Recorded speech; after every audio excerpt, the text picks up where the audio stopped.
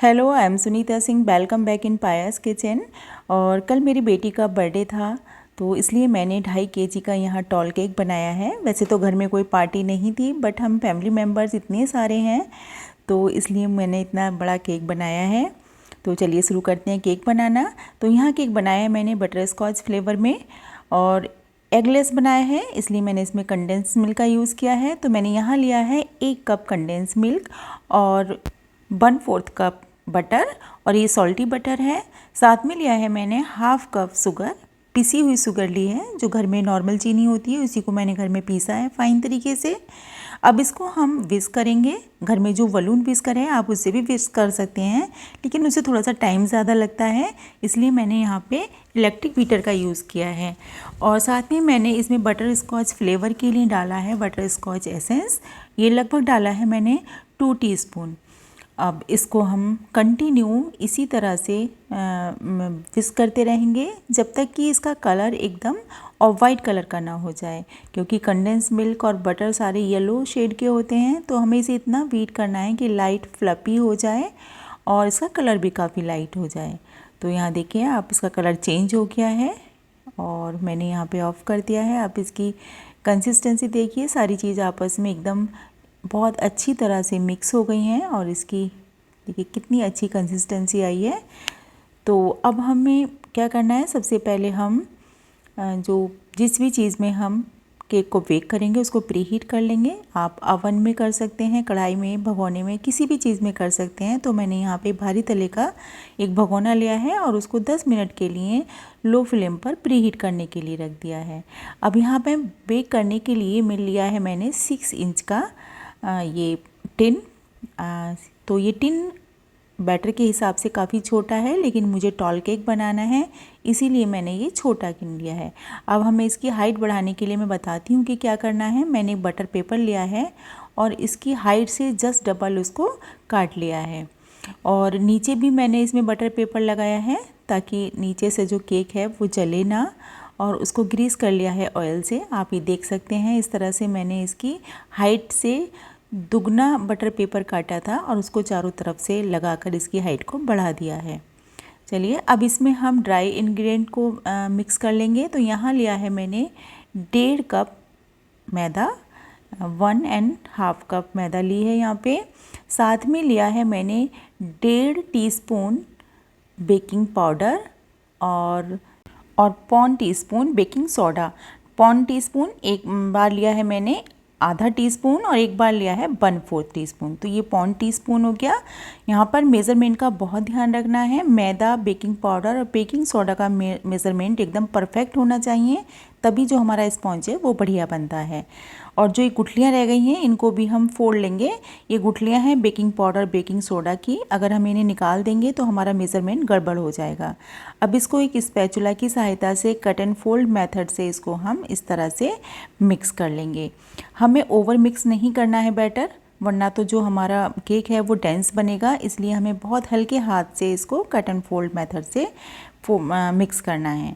अब इसमें ऐड करेंगे हम मिल्क। तो मैंने यहाँ पे लिया है 1/2 कप मिल्क, जिसे मैंने थोड़ा थोड़ा करके इसको 2 बार में ऐड किया है और इसको मिक्स किया है। लेकिन मुझे थोड़ा सा बैटर अभी थिक लग रहा था, इसलिए मैंने 2 टेबलस्पून मिल्क और ऐड किया है।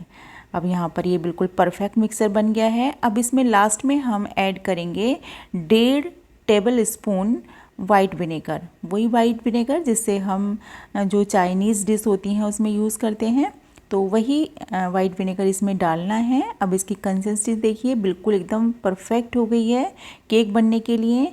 और विनेगर डालते ही इसमें बहुत बड़े बड़े बबल्स आने शुरू हो गए हैं, यानी कि विनेगर और बेकिंग सोडा ने अपना रिएक्शन शुरू कर दिया है। अब हमें इसमें देर नहीं करनी है, फटाफट अब इसे हम कर लेंगे इसमें टिन में ट्रांसफ़र, क्योंकि अगर जितना देर हम करेंगे ना तो उतना इसका जो रिएक्शन का टाइम है वो ख़त्म हो जाएगा और हमारा जो केक है वो ओवन में जाने के बाद फूलेगा नहीं। इसलिए ये सारे काम हमें बहुत जल्दी करने हैं, और अपनी बेकिंग ट्रे को और ओवन या जो कढ़ाई है उसको हमें पहले ही तैयार करके रखना पड़ता है। अब इसे ट्रांसफ़र करने के बाद में इसको हम 2-3 बार टैप कर लेंगे, ताकि जो इसमें बड़े बड़े एयर बबल्स हैं वो सारे निकल जाएं। यहाँ हमारा बेकिंग जो करने के लिए हमने ओवन तैयार किया था, ये अच्छी तरह से हीट हो चुका है, काफ़ी अच्छी हीट आ रही है इसमें से। अब जो हमने इसमें बेकिंग टिन रखा है, इसको सेंटर में करते हुए इसको कवर कर देंगे। अगर इस कहीं से कुछ खुला हुआ सा नज़र आ रहा है तो उसे हम आटा लगा के बंद कर देंगे ताकि हीट इसकी बाहर ना निकले। देखिए 45 मिनट के बाद, यहाँ पे टाइम ज़्यादा लगा है क्योंकि ये बहुत बड़ा केक था। 45 मिनट के बाद हमने नाइफ़ को इंसर्ट करके देखा, नाइफ़ एकदम क्लीन निकला था। इसका मतलब कि हमारा जो केक है बहुत अच्छी तरह से बेक हुआ है। अब हम क्या करेंगे, इसके ऊपर दूध को जो है ना वो स्प्रेड कर देंगे हल्का हल्का इस पर, ताकि जो ऊपर से हमारा केक है वो सूखे ना। अब साइडों से मैं इसके जो ये बटर पेपर था ये निकाल देती हूँ, लेकिन मुझे लग रहा है कि शायद अभी निकलेगा नहीं है।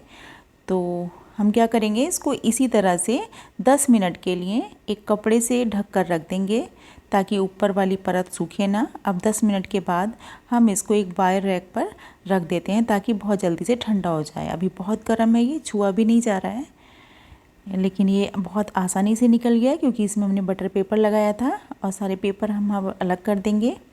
अब मैं आपको दिखाती हूँ, अभी बहुत गर्म है, ये टूटने का डर रहता है, लेकिन देख सकते हैं आप कितना स्पॉन्जी बना है। बहुत बढ़िया हमारा केक बनकर यहाँ पर तैयार हुआ है। तो अब इसे हम ठंडा होने तक, रूम टेम्परेचर के आने तक इसी तरह कपड़े में लपेट के रख देंगे। तो बना लेते हैं बटर स्कॉच केक के लिए प्रालीन।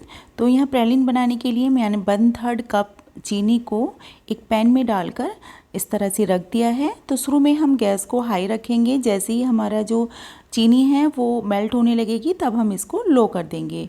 अब इसमें मैंने 1/2 पिंच डाला है बेकिंग सोडा ताकि जो इसका कलर है वो ज़्यादा डार्क ना हो, और साथ में 1 टेबलस्पून भर के डाला है इसमें मैंने बटर। आप बटर अवॉइड भी कर सकते हैं इससे, लेकिन बहुत अच्छा टेस्ट आता है इसमें। और इसमें मैंने आधा कप बादाम को बहुत छोटा छोटा क्रश करके डाल दिया है। अब जब ये सारी चीज़ें बहुत अच्छी तरह से मिल जाएं तो एक प्लेट में मैंने यहाँ पर बटर को ग्रीस करके इसके ऊपर ये फैला दिया है। इसको पतला पतला फैला दें और एकदम से ही सेट हो जाता है, 15-10 मिनट में ही जम जाएगा। चलिए तब तक हम अपने केक को कटिंग कर लेते हैं। तो मैंने यहाँ पर जो केक है इसको 3 पार्ट में डिवाइड किया है और इसको चाकू से निशान लगा लिया है। अब जहाँ पे हमने निशान लगाया था वहाँ पे हम थ्रेड को फंसा लेंगे इसमें, और इस थ्रेड को पकड़ के दोनों साइड से अपनी तरफ को खींचेंगे। इसी से ही हमारा जो केक है बीच में से बहुत अच्छी तरह से डिवाइड हो जाएगा। देखिए पहली लेयर हमारी कट के तैयार हो गई है, कितनी एकसार लेयर निकली है एकदम से और कितनी स्पॉन्जी है। उसी तरह से हम दूसरी और तीसरी लेयर भी कटिंग कर लेंगे। तो यहाँ पे हमारी ये लेयर बनकर तैयार हो गई हैं। अब हमें तीसरा काम क्या करना है, यहाँ पे हमें बनानी है सॉस। तो सॉस बनाने के लिए फिर से हम वही 1/3 कप यहाँ पे मैंने चीनी ली है और इसको फिर से हम कैरमलाइज़ करेंगे। तो इसके लिए पहले हम जो हीट है इसको हाई रखेंगे। जैसे जैसे हमारी जो चीनी है वो मेल्ट होने लगेगी तब हम इसकी जो आंच है इसको स्लो कर देंगे। स्लो नहीं, यहाँ पे हमें आंच को बिल्कुल बंद कर देना है। गैस ऑफ कर दी है मैंने और इसमें डाला है आधा कप अमूल क्रीम। तो हम यहाँ पे हमें क्रीम डालनी है, आप इसकी जगह व्हिपिंग क्रीम का भी यूज़ कर सकते हैं।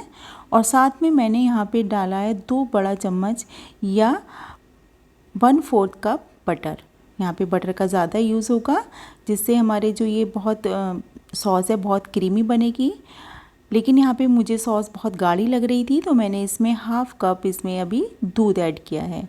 इस समय इसका जो हमारा जो टेक्सचर है सॉस का बहुत अच्छा बन के तैयार हुआ है, कलर भी बहुत अच्छा आया है। अभी देखिए 10 मिनट के बाद ये जो प्रालीन बनाई थी हमने बिल्कुल तैयार हुई है, बहुत क्रिस्पी बनी है, खाने में भी बहुत टेस्टी लगती है। अब हमें क्या करना है, इसके छोटे छोटे टुकड़े काटेंगे और एक कपड़ा लेने के बाद में कपड़े के अंदर इसको डाल के इसी तरह किसी भी चीज़ से, आप किसी हथौड़ी से, या मैंने ये अदरक कूटने वाली जो मूसली होती है ना, मैंने उसी से इसको इस तरह से कूट के छोटे छोटे इसके टुकड़े बना दिए हैं। तो ज़्यादा बड़े बड़े टुकड़े नहीं रहने चाहिए। तो इस तरह से मैंने देखिए कितना बारीक बारीक इसको इस तरह से कूट लिया है। तो ये भी अब तैयार हो गया है। अब हमारा अगला काम है व्हिपिंग क्रीम तैयार करना।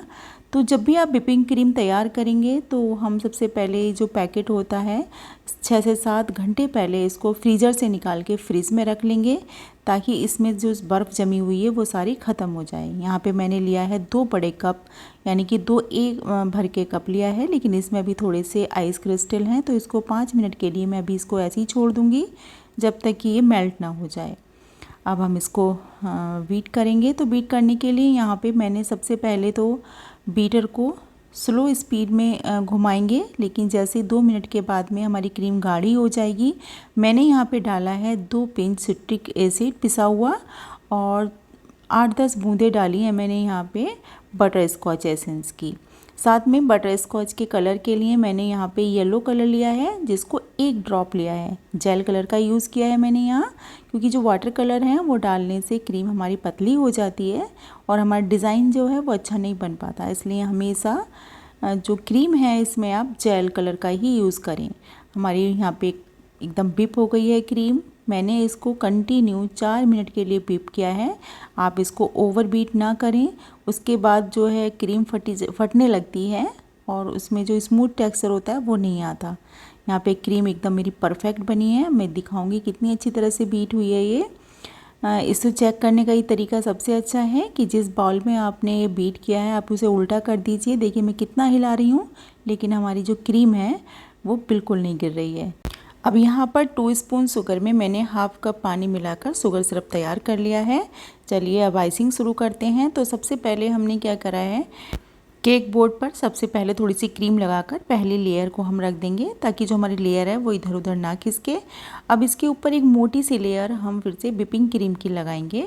ये लेयर मोटी होनी चाहिए, तभी अच्छा लगता है केक खाने में और इसकी फिनिशिंग भी अच्छी आती है। अब इसके ऊपर हम फिर से एक जो परत है वो इसकी स्प्रेड करेंगे बटर स्कॉच सॉस की और उसके ऊपर प्रलेन की। तो यहाँ पे हमने तीनों लेयर को इस तरह से रख दिया है और उसके ऊपर हम दूसरी लेयर रखेंगे केक की। और हमें ध्यान रखना है कि केक की जो लेयर है वो लेयर के ऊपर लेयर आनी चाहिए। अगर आपकी ज़रा सी लेयर इधर उधर भी हो गई ना तो केक पूरी तरह से टेढ़ा हो जाता है। तो ये ध्यान बहुत ज़रूरी रखना है। और फिर से हम इसके ऊपर एक लेयर क्रीम की, फिर सॉस की और फिर प्रालिन की। इसी तरह सारी लेयर को हम कंप्लीट कर लेंगे। और ध्यान रखना है कि केक की लेयर को मॉइस्ट ज़रूर करना है, वरना तो बाद में ये केक सूखा सूखा लगेगा खाने में। तो आपको अगर ये रेसिपी पसंद आई हो, केक पसंद आया हो, तो प्लीज़ वीडियो को लाइक शेयर ज़रूर करें। अगर आपने मेरा चैनल अभी तक सब्सक्राइब नहीं किया है तो आप सब लोगों से रिक्वेस्ट है कि प्लीज़ चैनल को सब्सक्राइब कर लें। साथ में बेल आइकन दबाना बिल्कुल ना भूलें, ताकि वीडियो की नोटिफिकेशन आप तक जल्द से जल्द पहुंच सके और आप मेरी वीडियो को देख सकें। बातों बातों में केक की क्रम कोटिंग कंप्लीट हो गई है। अब इसे हम रखेंगे कम से कम आधे घंटे के लिए फ्रिज में रखना बहुत ज़रूरी है, वरना तो जो ऊपर फाइनल वाली कोटिंग होती है ना, इसको जो क्रम्स होते हैं वो ऊपर आते रहते हैं और वो फिनिशिंग नहीं हो पाती है। तो इसलिए जब तक ये सेट ना हो इसे फ्रिज में रहने दें। अब देखिए बाहर निकालने के बाद में मैंने इसकी जो ऊपर वाली जो लेयर है क्रीम की वो लगानी स्टार्ट कर दी है। अब आप कोई बड़ा स्केल ले लें या बड़ा जो पैलेट नाइफ़ होता है उसको ले लें और उसे इस तरह से एक जगह नाइफ़ को पकड़ें और अपनी जो टर्न टेबल है इसको घुमाते रहें। और जहाँ जहाँ हमें दिखाई दे रहा है कि जो नाइफ़ से पीछे रह रही है क्रीम, उसकी जगह गड्ढा बन गया है, वहाँ पे आप दोबारा क्रीम लगा लें और उसको फिर से इसी तरह से टर्न टेबल को घुमाते रहें। बस आपको करना क्या है, आप एक जगह नाइफ़ को रखें और टर्न टेबल घुमाते रहें।